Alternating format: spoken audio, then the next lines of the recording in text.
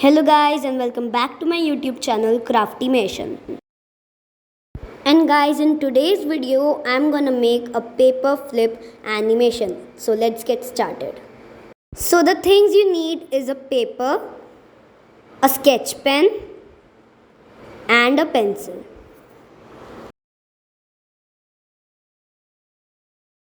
So guys, firstly take the piece of paper and fold it in half like this.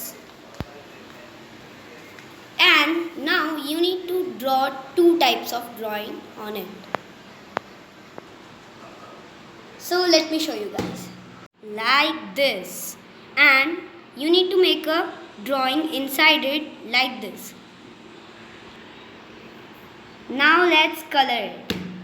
Like this. So guys, this is our paper flip animation. So it is ready. So let's give it a try.